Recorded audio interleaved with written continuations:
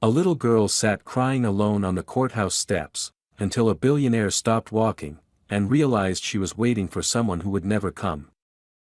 A gray morning fog hung low over the city courthouse, softening the edges of buildings and muting the noise from the street. The courthouse steps were cold, and the stone felt rough beneath the small girl who sat there alone. Her name was Emma, and she was only 7, though the way she sat, with her arms wrapped tightly around herself and her chin lowered, made her look older, as if she had already learned too much about disappointment. Her orange sweater was slightly too big, sleeves slipping past her hands, as though it once belonged to someone else. Her jeans were worn at the knees, and her blonde hair, tied hurriedly into a ponytail that morning, was already falling loose in thin strands around her face. Her eyes, swollen and red from crying, stared at the courthouse doors that kept opening and closing in front of her. People came and went, lawyers, families, police officers, strangers speaking in quick voices. No one stopped. No one looked at her. She seemed like a forgotten shadow sitting on the steps. Inside the courthouse, her mother was facing the judge. Emma knew why. She knew more than most children her age ever should. Her grandmother had been sick, and medicine was expensive, and her mother had taken something that did not belong to her. Not because she wanted to, but because she thought it was the only way left. Emma remembered the nights when her mother held her in silence, thinking Emma had fallen asleep, though Emma could feel the trembling of her mother's hands. She remembered how her mother whispered apologies into her hair, as if already fearing what was coming. Her father had been there earlier, but only to sign away responsibility. He had told the court he wanted no part in the situation, that he couldn't be tied to people who brought trouble. Emma remembered looking up at him, waiting for him to look back. He did not. His gaze stayed on the papers. He signed them quickly, handed them back, and left without a word. Emma had watched him walk away through the courthouse window, his figure getting smaller and smaller, and realized she no longer had a father. No relatives came. No neighbors. No one from her mother's workplace. No one from school. No one. At first, Emma had tried to be brave. She'd sat straight, her hands folded neatly in her lap, telling herself that someone would arrive, someone had to. But minutes had passed into an hour, and her breath had begun to break in sharp, unsteady pulls. She had finally covered her face with her hands, letting the tears fall quietly, because crying loudly felt like it would only make everything more real. She didn't know what would happen to her now. Children like her went into places she had heard other kids whisper about in fear. She imagined rooms with cold metal beds and adults who spoke with tired voices and didn't care whether she was scared at night. She wondered if she would be allowed to see her mother again. She wondered if anyone would even tell her what was happening. The fog around her lifted slightly as a black car pulled up to the curb. The door opened, and a tall man stepped out. He wore a dark coat over a navy suit, shoes polished, shoulders strong and straight. His brown hair was neatly styled, and when he looked toward the courthouse, his blue eyes were clear, sharp, observant. His name was Daniel Grayson, though Emma did not know that yet. To her, he was just another grown-up walking somewhere important. But when he saw her, something in his expression changed. He slowed. Most people looked away from sad things, from things that reminded them of pain, but he didn't. He walked toward her, stopping a few steps away so as not to startle her. He crouched, lowering himself to her height, his voice quiet and warm, not demanding anything from her. "Why are you sitting out here alone?" he asked. Emma felt her throat tighten. It took her a moment to speak, and when she did, her voice came out thin and small, almost breaking. "Because nobody came for me." Her words hung in the cold morning air, simple and devastating. Daniel felt them hit something deep inside him, something old, something he had spent years burying. He recognized the shape of loneliness when he saw it. He had seen it in the mirror once, a lifetime ago. And he knew, in that moment, that nothing about this day would be what he expected. Because life sometimes shifts on a whisper spoken by a child who believes no one is listening. Daniel didn't answer right away. He stayed crouched in front of Emma, giving her room to breathe, to decide whether she could trust him with even a little bit of her world. The courthouse doors continued to open and close behind them, footsteps echoing sharply across the stone steps.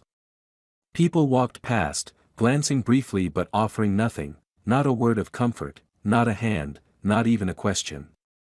Emma had grown used to that kind of passing. But Daniel didn't look away. His gaze was steady, focused entirely on her, as if she were the only person in that wide, indifferent place. Emma wasn't used to being looked at like that. She shifted slightly, unsure whether to pull her hands away from her face or hide further behind them. She did neither. She simply sat, watching him with guarded eyes, like a small animal unsure if the approaching figure means safety or danger. Daniel noticed the tension in her shoulders, the way her fingers curled in the fabric of her sweater as if holding herself together. His voice, when he spoke again, was gentle. "I heard your mother's case was being held today," he said, not asking, but more as acknowledgement. "You're waiting for her, aren't you?" Emma nodded. A small, quick movement. Her bottom lip trembled as she tried to speak. "They won't let me in. They said I'm too little."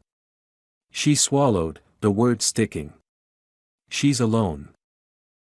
Daniel's expression didn't flicker, but he felt something heavy settle in his chest. A courtroom was no place for a child. But neither were the cold front steps of a building where strangers watched without caring. He eased himself down to sit beside her on the step. Not crowding her. Not touching. Just sharing her space, making her solitude less absolute. Emma shifted again, surprised, but she didn't move away. A small sign of trust, or maybe just exhaustion. "Do you know why your mom is there?" Daniel asked, though his tone was not interrogating. It was the kind of question that gave a child the chance to name what they already understood, instead of being shielded from it. Emma's chin trembled. She nodded again, slower this time. "Grandma got sick. Real sick. The medicine was a lot, we didn't have enough." Her voice wavered, but she continued. "Mom tried to work more, she didn't sleep for days. Then." She took a breath, sharp and uneven. "She took money, from where she worked. They caught her." Daniel listened. He didn't frown, didn't sigh, didn't react with pity. He simply absorbed her words the way one receives truth, quietly and without judgment. It struck him how clearly Emma spoke, not with dramatic sadness, but with a kind of tired knowing that children should never have to carry. "And your father?" he asked softly. Emma's face tightened. She blinked, hard, as if protecting herself from the memory. "He said Mom was weak. And that I would turn out the same." Her voice cracked then, finally. "He didn't want us anymore." The sentence was simple, but it was sharp enough to carve through something inside Daniel. His jaw tightened, not at Emma, not at her mother, but at the idea of a man who could leave his child on courthouse steps like discarded luggage. Daniel looked forward, toward the heavy courthouse doors, and exhaled slowly. He remembered, all too vividly, a different courthouse, a different bench, and a small hand that had held his. He turned back to Emma. "You deserved better than that," he said. His voice was steady, but the quiet anger beneath it was unmistakable. "Your mother did too." Emma stared at him then, really stared, as if trying to understand what kind of adult said things like that. Her eyes were still wet, but her breathing slowed. Something in her expression shifted, just slightly, not hope yet, but the beginning of believing he meant what he said. They sat together for a while, listening to footsteps and city traffic and the faint rumble of buses. The morning fog had lifted completely now, replaced with pale sunlight that stretched across the concrete steps. After some time, Daniel spoke again. "I'm going inside soon," he said. "I came to speak in the hearing. To try to help your mother." Emma looked up sharply, surprise flickering across her face. Daniel gave a small, reassuring nod. "Not because I feel sorry for her, but because I know what it looks like when someone is trying to hold their family together with nothing but their hands." Emma listened, her eyes wide, her breath held trembling in her chest. She didn't say anything. But her hand, the small one curled into a fist in her sweater sleeve, slowly loosened. She whispered, barely audible, "Please don't let them take her away."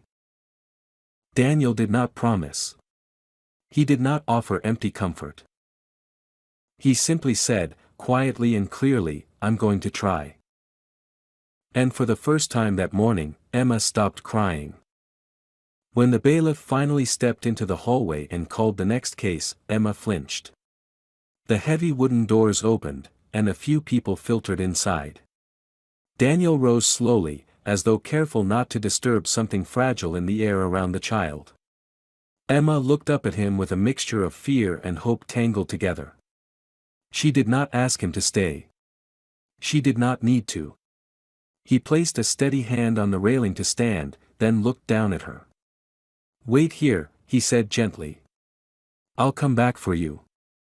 The way he said it, simple, sure, without hesitation, made something inside her still. Inside the courtroom, the air felt colder, tighter, filled with voices that were measured and official. Laura sat at the defendant's table, shoulders slumped, hands clasped so tightly her knuckles had turned pale. Her blonde hair, once carefully styled every morning before work, now hung in loose strands around her face. She looked exhausted in a way that went beyond lack of sleep, an exhaustion that came from weeks of fear layered on top of years of struggle. She kept glancing at the closed courtroom doors, searching for a small face she was not allowed to see. The prosecutor spoke first. He listed numbers, evidence, missing funds, policy breaches, his words sharp and precise like knives lined neatly in a row. The story he told was clean, cold, and simple: theft. He did not mention sick mothers or medication or the way desperation feels like drowning. He did not mention hands that shook with exhaustion from working double shifts. He did not mention love, because love rarely appears in official transcripts. Laura stared at the table, her expression blank, as if she had stopped expecting mercy. Then Daniel stood. His presence shifted the room immediately. Not because of his wealth, not because of his reputation, but because he did not look like someone here to defend an abstract case. He looked like someone who had already listened, really listened, to the story underneath the facts. The judge nodded for him to speak. Daniel's voice when it came was calm, steady, without theatricality. He spoke of families that break not because they are careless, but because the world gives them too much to carry. He spoke of LS work record, years of unbroken service, responsibility, quiet dedication. He spoke of the grandmother's failing health, the medical bills, the long nights that piled into longer weeks. He did not excuse the theft. He did not deny it. Instead, he placed it in context, a context the court had tried to ignore. He also pointed to a solution. He explained that his company was prepared to compensate the store, fully repay the loss, and provide Laura with employment suited to her skills. He offered housing help, a rehabilitation program, and oversight, not leniency, but structure. Not escape from consequences, but a chance to rebuild. There was silence when he finished.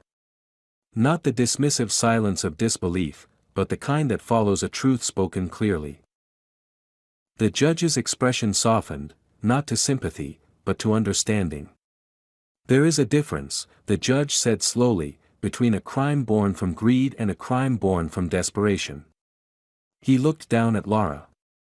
"You do not deny what you did. And the court does not deny that you had reason to feel cornered." Lara's lips trembled. Her eyes filled, not with pleading, but with the quiet grief of someone who had already accepted the worst. "We will not send you to prison," the judge said at last. "You are sentenced to probation, counseling, and restitution. Under supervision. You will be required to maintain employment and remain under review for 12 months. For a moment, Lara didn't move. She seemed not to hear, as though her mind couldn't hold both fear and relief at once. Then she exhaled. A long, shaking breath that sounded like the release of months of held pain. Outside the courtroom, Emma waited, small and very still, staring at the doors. Every second felt endless, like waiting for a verdict on her own existence. Finally, the doors opened. Lara stepped out. The moment Emma saw her mother, she didn't run, she flew. Her small arms wrapped around Lara's waist with a force that seemed impossible for her size. Lara collapsed to her knees, holding her daughter as if she could anchor herself to the world through that tiny embrace alone. Emma pressed her face into her mother's shoulder, repeating again and again, in a voice breaking with relief, "You're here, you're here, you're here." Daniel stood a few steps away, watching quietly. He did not interrupt. He did not approach. He simply stood guard over a moment that belonged only to them. And though Emma did not look back at him, she somehow knew he was still there. He had said he would come back for her. And he did. When the courthouse steps began to empty and the crowds dissolved into the flow of the city, the weight of reality settled back onto Lara's shoulders. Freedom did not erase exhaustion. Relief did not erase the question of where to go next. She held Emma's hand tightly, afraid that if she loosened her grip, the world might take her daughter away again. Emma stayed close, pressing her cheek against Lara's sleeve, as if she believed her mother might fade if she didn't stay touching her. The courthouse behind them stood tall and silent, and the city around them moved without noticing them at all. They had no home now. Their old apartment had been sold long before the trial. There were no relatives to call, no neighbors who would take them in. Emma knew it, even if Lara hadn't spoken it aloud.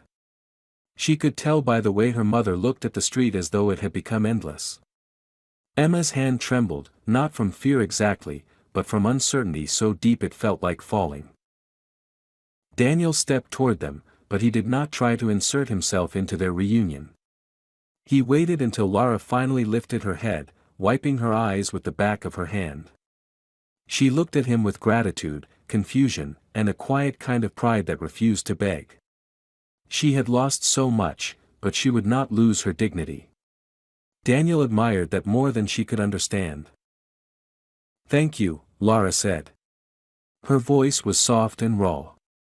"I don't know how to repay." "You don't have to repay anything right now," he interrupted gently. His tone was steady, not dismissive. "You need rest. Both of you." Lara hesitated.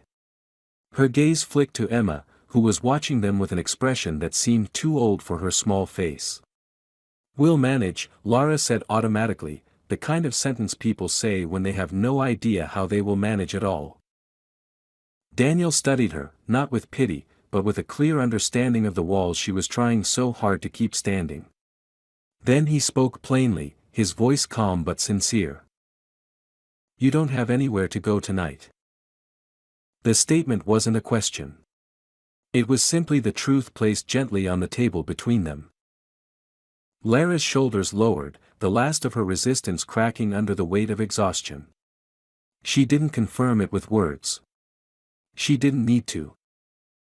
Daniel continued, "I have a guest house on my property. It's quiet, fully furnished, and safe." He said it as though offering a cup of tea, not a lifeline. "Stay there. Just until you get your footing." Lara shook her head once, instinctively recoiling from the idea of charity. "I don't want to take advantage." "You're not," Daniel said.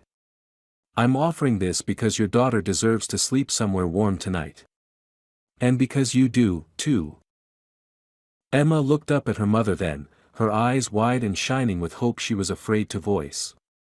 "Please," she whispered, only to Laura, not to Daniel.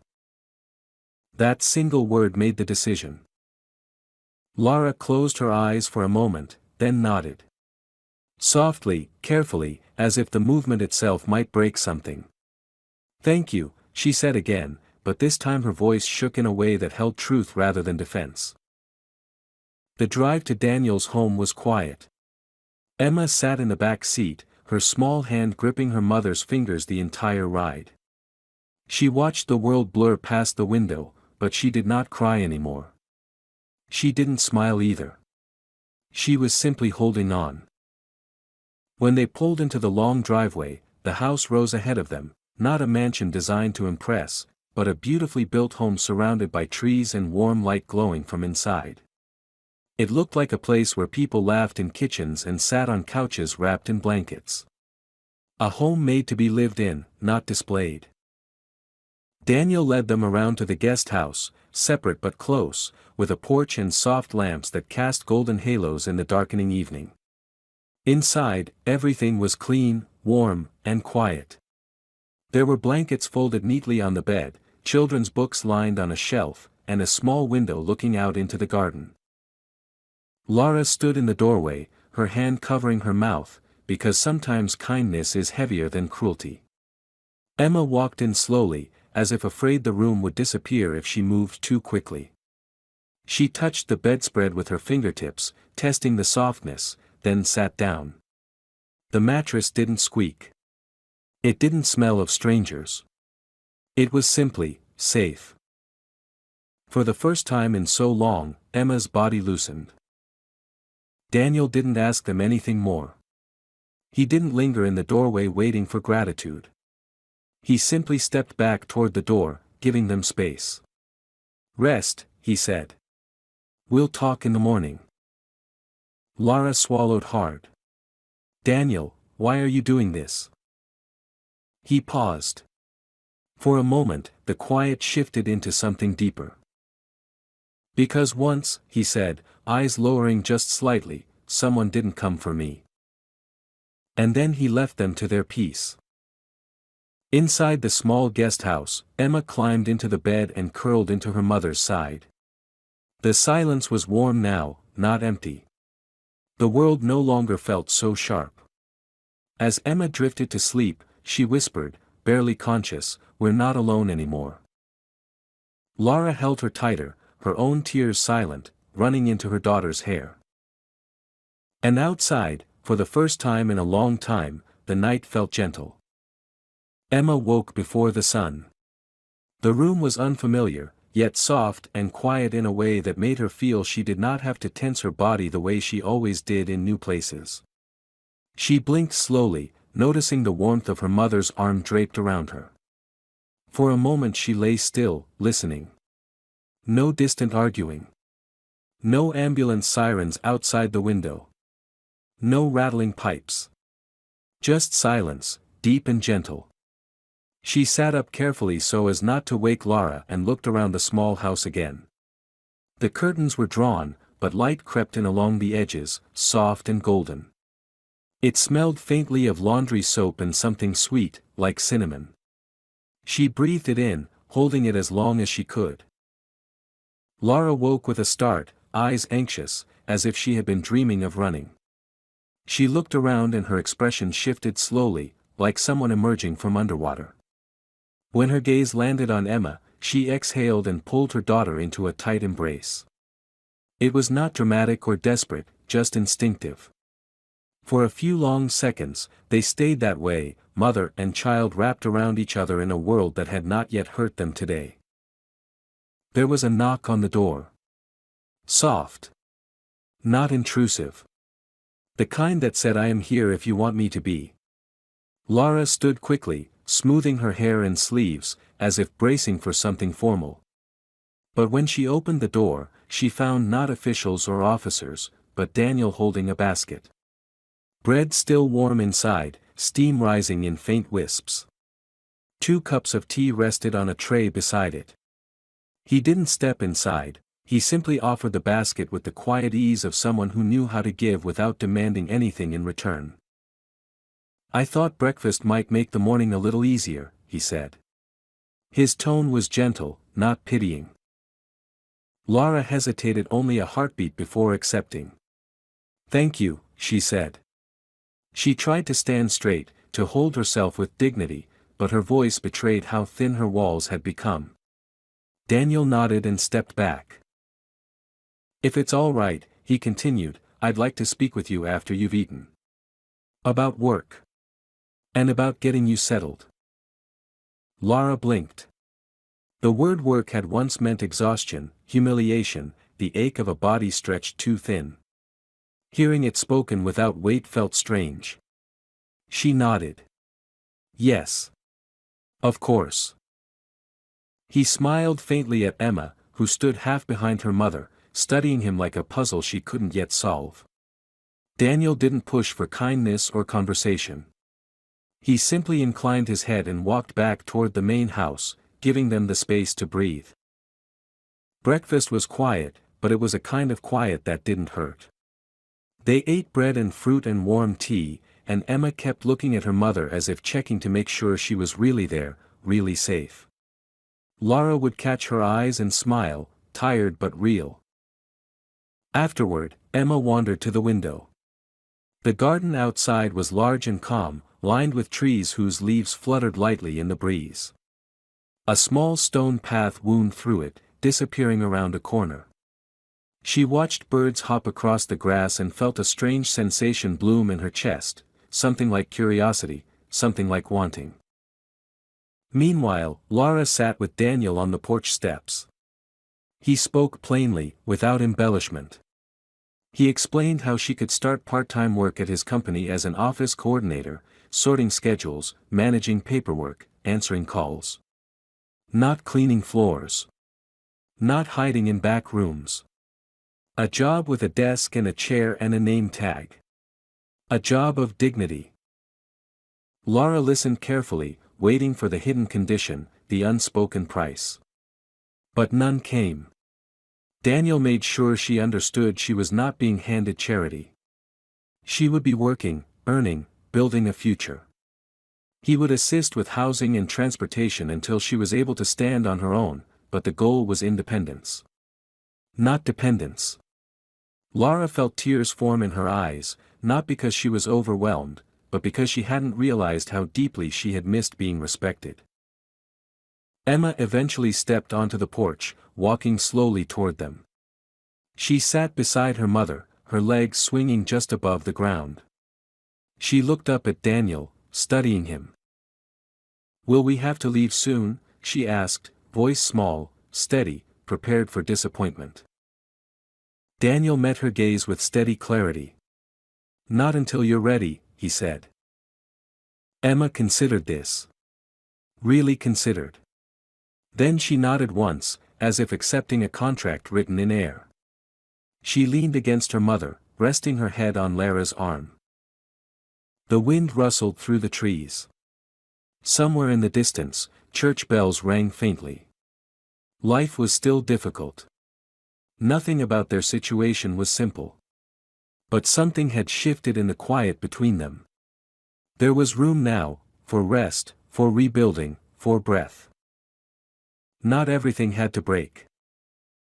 And for the first time in a long time, the day did not feel like something to endure. It felt like something that might lead somewhere. Emma began to adjust to the new place slowly, cautiously, like a frightened bird testing whether the branch would hold. The guest house felt safe, but safety was something she had never learned to trust easily. At first she moved through the rooms quietly, almost silently, as if afraid that making too much noise would somehow revoke her right to be there. She tiptoed even on carpet, opened drawers softly, and always checked that her mother was close enough to touch.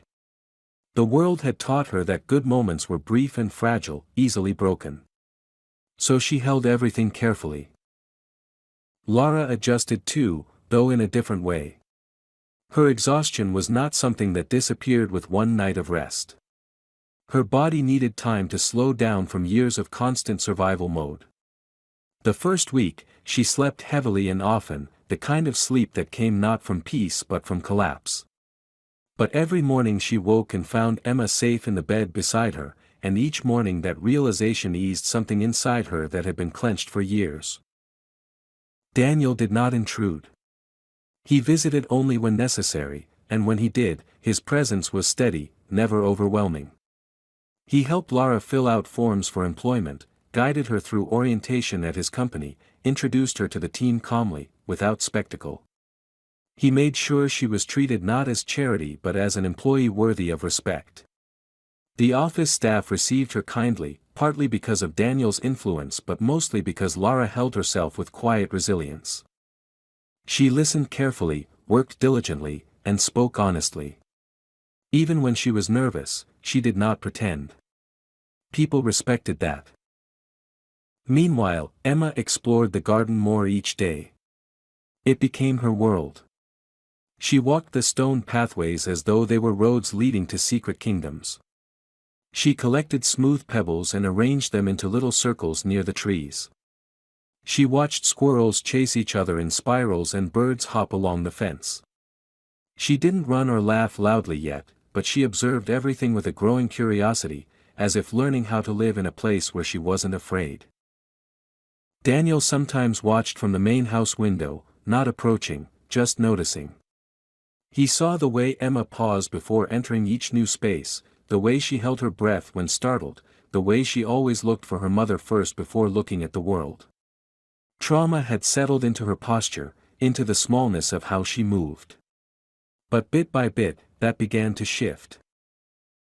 One afternoon, while Lara was at work and Emma sat outside drawing with chalk on the stone path, Daniel walked outside to check the mailbox. Emma didn't look up right away, absorbed in her careful lines. When she finally noticed him nearby, she froze, not in fear, but in the way children freeze when they are unsure what is expected of them. Daniel didn't speak immediately. He crouched down a short distance away, not approaching too close, giving her space. He watched the drawing take shape, a house with a window, two figures holding hands, and sun above them. It was simple, but it was something more than that, it was a wish she had allowed herself to put into the world. "That's very beautiful," he said quietly. Emma didn't answer at first. She drew another line, then placed the chalk down gently. "I drew it because..." She stopped, searching for the words. "Because I don't want to forget. The good things." Daniel nodded slowly, his voice gentle. "Good things should be remembered." Emma looked at him then, really looked, as if measuring him against something invisible. "But sometimes good things go away." Daniel did not rush a response. He let the silence settle, the breeze rustling the leaves above them. "That's true," he said finally. "Sometimes they do." He paused before continuing. "But sometimes good things stay. They stay longer than people expect. They stay even when the past didn't." Emma's eyes flickered, uncertain but curious. She seemed to test the idea in her mind, like touching something fragile to see if it would break. "Do you think this will stay?" she asked softly. Daniel didn't answer with promises. He didn't tell her everything would be perfect forever. He simply said, with quiet certainty, "I want it to." The wind moved lightly across the garden, carrying the scent of earth and leaves. Emma picked up a new piece of chalk and began to draw a third figure next to the first two. She didn't explain who it was. She didn't need to. Later that evening, when Lara returned from work, she found Emma asleep on the couch, arms wrapped around a small pillow, breathing softly and evenly. For the first time in a long time, her sleep looked peaceful. No nightmares. No trembling. Just rest. Lara brushed Emma's hair back, her eyes filling with tears, soft, grateful ones this time, not the desperate kind. Daniel stood at the doorway, watching mother and daughter reunited with something like quiet reverence. He didn't step closer. He didn't speak. He simply remained there, steady, present, a figure of calm in the doorway. Emma was learning how to live in safety. Lara was learning how to trust the world again. And Daniel was learning how to let something into his life that was not success, not responsibility, not duty, but connection.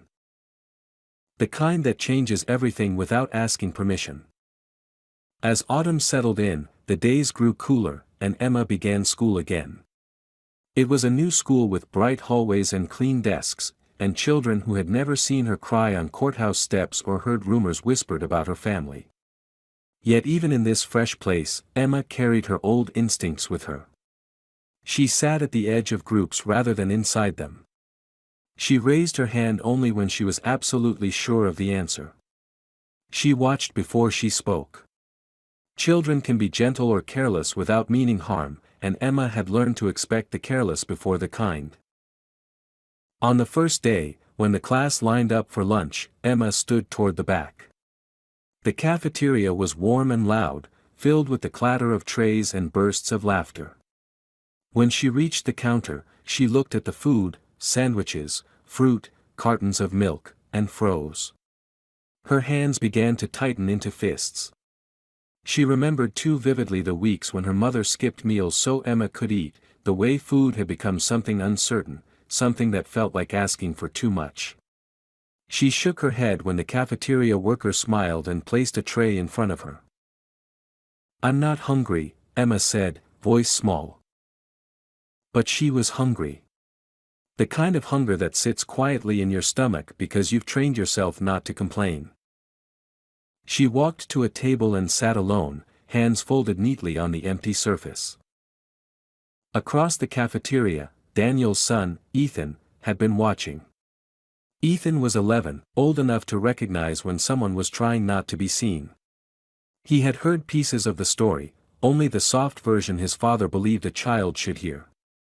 He knew Emma had come from something hard. He did not know the details, but he didn't need them. He took his own tray, sandwich, apple slices, and a small chocolate milk, and walked over to her table. He sat down across from her without asking, without an introduction, without a reason beyond the simple fact that no one should eat lunch alone. Emma didn't look up.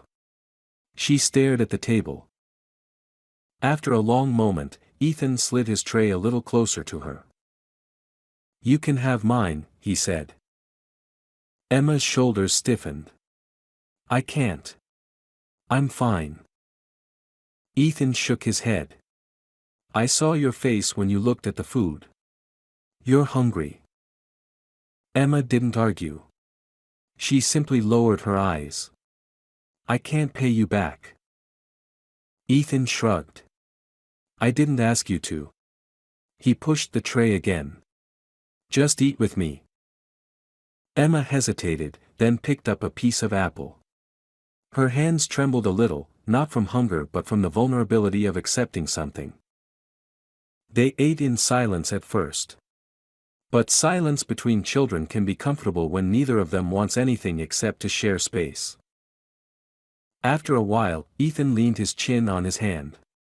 "My mom died when I was 4, he said. He didn't say it dramatically.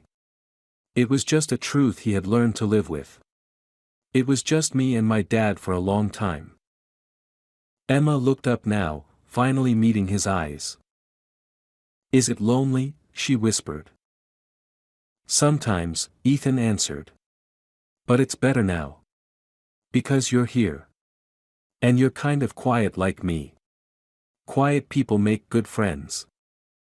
Emma blinked, unsure what to do with a sentence like that. She studied him, his brown hair, his calm blue eyes, his steady posture. Then something in her chest loosened. She nodded. "Okay." They didn't say friends, but they didn't need to. When school ended, Daniel waited outside. He stood tall beside the gate, hands in his pockets, posture relaxed. He had rushed from a meeting to make sure he was there on time, not because Emma needed to be picked up, but because he had begun to understand that showing up was everything. Emma walked out with Ethan beside her. She smiled, small and cautious, but real. It was the first time Daniel had seen her smile like that, not out of politeness or gratitude, but from something warm inside herself. He felt something shift inside him again, something quiet and deep. On the drive home, Emma told them about the garden she wanted to grow at school, flowers and herbs and maybe even vegetables. She spoke with careful excitement, as if afraid her voice might break the dream. Daniel listened, not just hearing, but understanding what it meant. She trusted enough to hope. Later that night, when Emma and Lara sat together reading, Daniel stood in the doorway for a moment. He watched them, mother and daughter nestled into each other, lamplight soft around them. Emma leaned against Lara's shoulder without fear of being taken. Lara rested her cheek against Emma's hair without fear of losing her. Everything that had once been trembling and uncertain was slowly learning to become still. Daniel turned and walked quietly down the hall, letting the soft sound of their voices follow him. Some families are born. Others are built, slowly, gently, with patience. Brick by brick. Moment by moment. And sometimes, simply by choosing to stay. Winter came softly, blanketing the city in quiet white mornings and early evenings.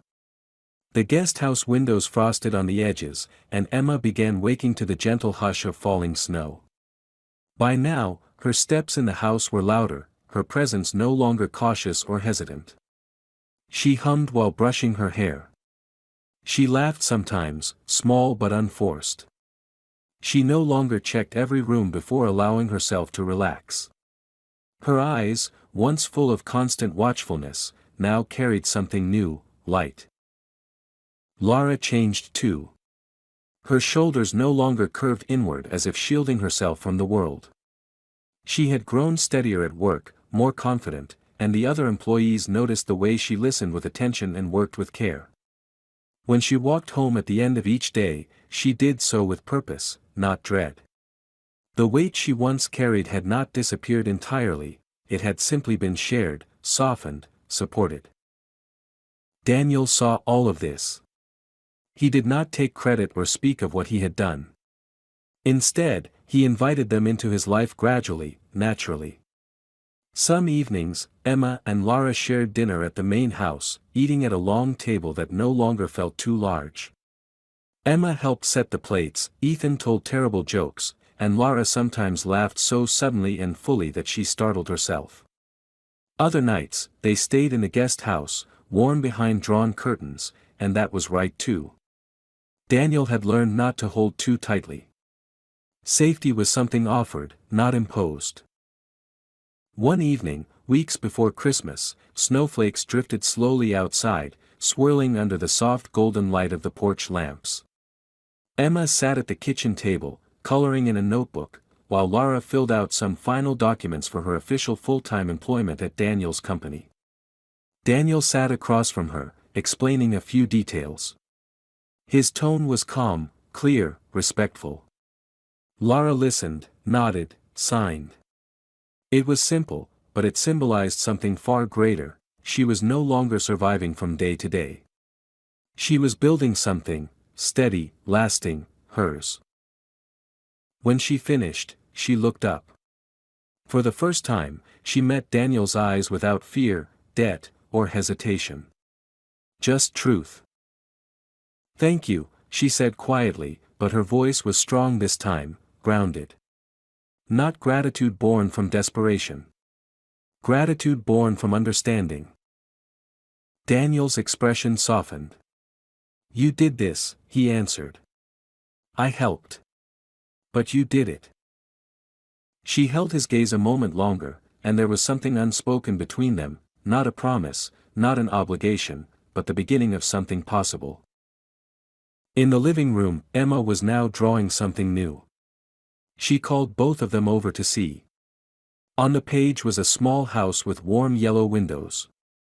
In front of it stood 3 figures holding hands, a woman, a child, and a man.